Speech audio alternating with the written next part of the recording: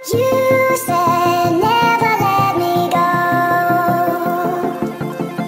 You said never let me go. You said never let me go. You said never let me go. You said never let me go. You said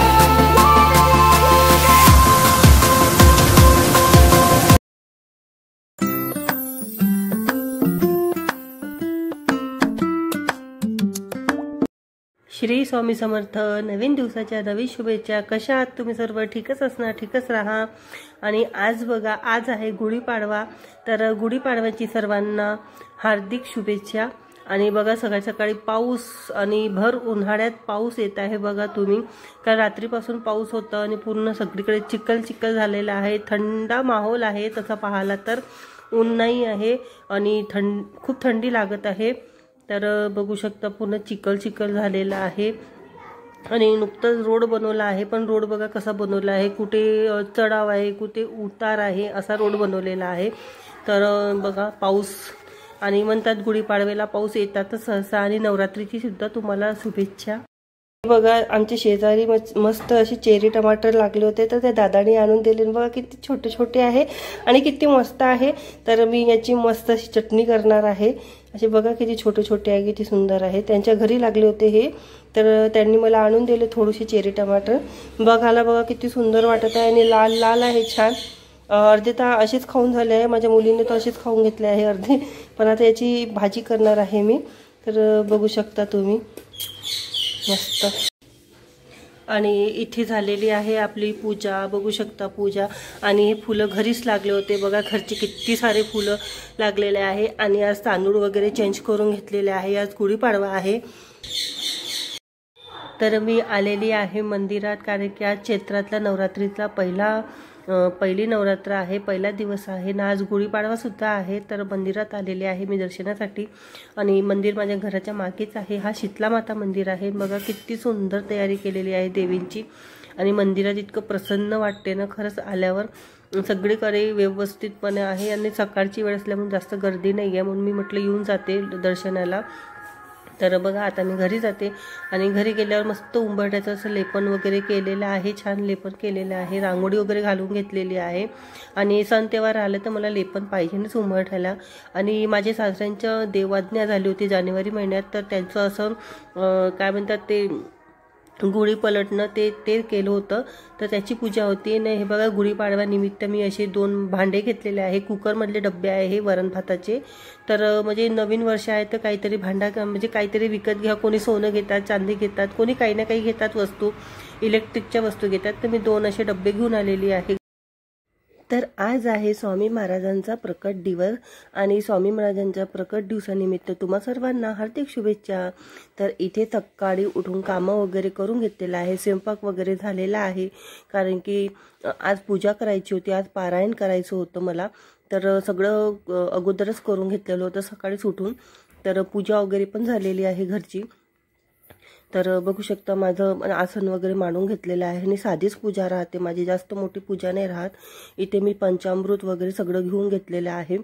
तर दूध घेतले आहे, एका वाटीमध्ये दही घेतलेलं आहे, एका वाटीमध्ये पंचामृत करून घेतलेलं आहे, एका वाटीत साखर घेतलेली आहे, आणि एका वाटीत हळदीचं पाणी करून घेतलेलं आहे। तुम्ही हळदीचं पाणी नाही करू शकत तर तुम्ही केशरयुक्त चंदन याचंही पाणी करू शकता। तर मी हळदीचं केलेलं आहे, कारण की आपण देवींना आपण हळदीचा अभिषेक करत असतो। आणि स्वामी महाराज माझी आईसुद्धा आहे आणि माझे वडीलसुद्धा आहे, मी सगळंच त्यांना मानते। तर बघू शकता इथे मी दहीचा अभिषेक करत आहे। आणि कोणतेही अभिषेक करायच्या पहिले तुम्ही पाण्याचा अभिषेक करा, अगोदर पाणी टाका, आणि एक अभिषेक झाल्यानंतर तरी सुद्धा पाणी टाका तुम्ही, आणि पळीने पाणी टाका। तर आणि नंतर दुसरा अभिषेक करा, पण पाणी घालणं कोणत्याही अभिषेकच्या अगोदर पाणी घालणं आवश्यक आहे। आणि इथे बघा मी क्लिप माझी सेव्ह नाही झाली, अभिषेकची क्लिप माझी सेव्ह नाही झाली, पण मी अभिषेक वगैरे करून घेतला आहे। तर ती क्लिपच माझ्यापासून डिलीट होऊन गेली, आणि असं होते कधी कधी आपण सगळं कामातच राहतो, त्याच्यामुळे घाई गडबडीत माझ्याशी ते झालं. तर स्वामी महाराजांचा अभिषेक झालेला आहे. त्यांना मस्त छान मी बसून घेतलेला आहे चौरंगावर. आणि बघा मी त्यांचा फेवरेट म्हणजे स्वामींना खूप आवडते हिना अत्तर, तर हिना अत्तर लावून घेत आहे आणि सगळीकडे हिना अत्तर लावत आहे कारण की सुगंध दरवळतो म्हणून सगळीकडे हिना अत्तर लावून घेतलेला आहे. आपल्या गणपतीची स्थापना केलेली आहे कारण की गणपतीशिवाय कोणतीही पूजा म्हणजे शक्य नाही आहे. आणि हातात तुम्ही कोणतीही पूजा आणि स्वामींना तुम्हाला काय फळ मागायचं आहे तर असा नारळ आणि दक्षिणा घेऊन तुम्ही स्वामींना फळ मागा. तुम्हाला जे तुमची मन्नत आहे, जे तुम्हाला मनातून स्वामींना मागायचं आहे तर तुम्ही स्वामींना फळ द्या, तेव्हा स्वामी पण तुम्हाला फळ देणार आहे. तर तुम्ही ह्या प्रकारे आपली इच्छा पूर्ण पूजेच्या अगोदर आपली इच्छा जी आहे नारळ हातात घेऊन, कारण की नारळ हे श्रीफळ असल्यामुळे नारळ हातात घेऊन दक्षिणा हातात घेऊन तुमची इच्छा काय आहे स्वामींसमोर तुम्ही सांगा आणि ते फळ मग तुम्ही तिथे ठेवा स्वामींजवळ. आणि काय झालं योगायोग सांगते.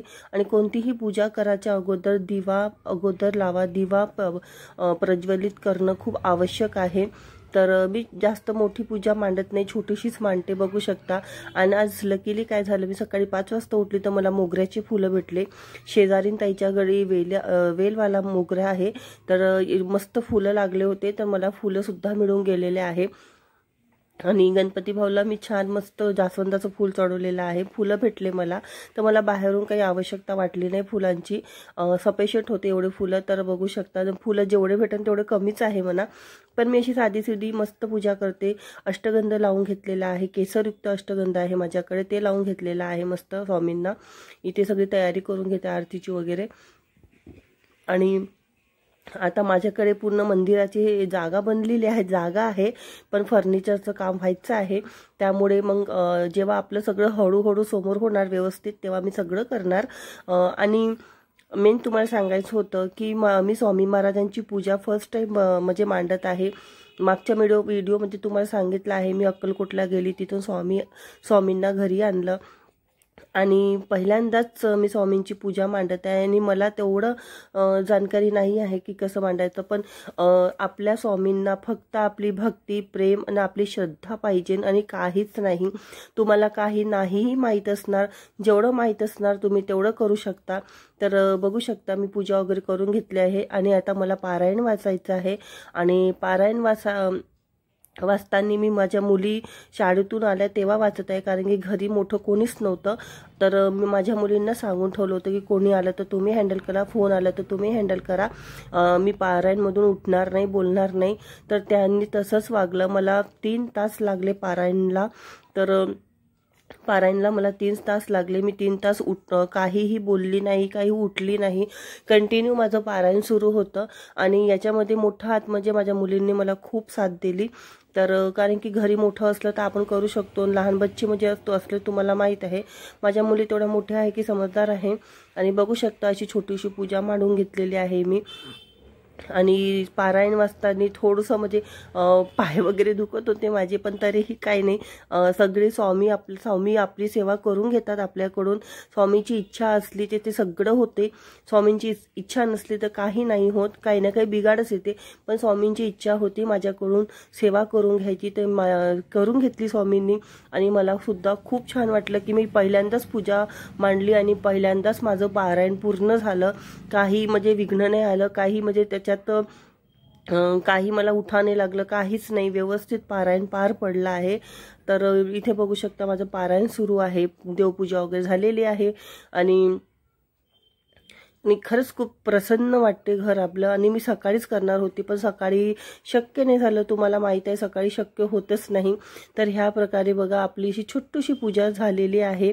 आणि मी जास्त मोठी मूर्ती आणली नाही स्वामींची, जेवढी छोटी असणार तेवढंच बरं राहते मूर्ती, कारण की जास्त मोठ्या मूर्त्या ठेवायच्याच नाही घरात. तर बघू शकता अशी पूजा आहे माझी छोटी. आणि स्पेशल तुम्हाला सांगते की हे जे अभिषेकचं पाणी राहते तुम्ही तुळशीत नाही टाकायचं. हे पाणी थोडं थोडं घरात शिंपडून द्यायचं आणि हे पाणी तुम्ही झाडात टाका. जे आपल्या घरात झाड आहे कुंड्यांमध्ये वगैरे तुम्ही टाकून द्या, कारण की हे तुळशीला नाही टाकायचं पाणी. आणि त्यानंतर मी इथे बघा संध्याकाळची वेळ झाली, तर संध्याकाळी मला महाराजांना नैवेद्य दाखवायचा होता. तर इथे मस्त मस्तपैकी मला आज बेसनचे लाडू बनवायचे होते. तर छान मस्त असं 2 वाटी बेसन घेतलं आहे मी आणि त्याच्यात थोडंसं मी हे टाकलेलं आहे रवा. तर छान भाजून घेत आहे. इथे बघा पिठी बनवून घेतली आहे, साखरची पिठी, आणि तेल घेतलेलं आहे आणि इथे तूप घेतलं. ह्या वाटीनीच मी सगळं मेजरमेंट घेतलं आहे. 2 वाटी बेसन, 1 वाटी तूप, 1.5 वाटी तूप सॉरी, आणि छान मस्त त्याला हे करून घेतलेलं आहे मी, भाजून घेतलेल्या बेसनला. बघा कसं लालसर झालं आहे ना, तूप सुद्धा आपलं सुटलेलं आहे आणि याला गार व्हासाठी ठेवलेलं आहे. आणि जेव्हा हे गार झालं त्याच्यात पिठी टाकून द्यायची, छान एकजीव करायचं आणि मस्त त्याच्यात लाडू पाडायचे. तर मी याच्यात गूळ टाकलं आहे, थोडंसं गूळ खडी म्हणजे थोडंसं क्रंची लागासाठी. तर ते मॅश करत आहे मी, गुळाला मॅश करत आहे कारण की बिट्टीवाला गूळ होता. तर बघू शकता मी थोडंसं म्हणजे क्रंची आला लाडूमध्ये. गूळ टाकलेला आहे, साखर टाकली, गुळ टाकले आणि छान मस्त लाडू केलेले आहे. आणि लाडू खरंच खूप टेस्टी झालेले होते. मी तुम्हाला आता इथून तर देऊ नाही शकत, पण मीच खाऊन तुम्हाला सांगितले की खूप टेस्टी झाले. स्वामी महाराज खरंच खूप खुश झाले असेल कारण की त्यांचे बेसनाचे लाडू स्वामी महाराजांना खूपच आवडतात. तर म्हणून मी पुरणपोळी नाही केली, मी बेसनाचेच लाडू केले. पुरणपोळी पण आवडते, म्हणजे बेसनाचे कोणतेही पदार्थ स्वामी महाराजांना आवडीचे आहे, पण लाडू जास्त आवडीचे आहे. तर माझा व्हिडिओ तुम्हाला कसा वाटला मला नक्की सांगा आणि मला लाईक, शेअर, सबस्क्राईब नक्की करा. चला बाय.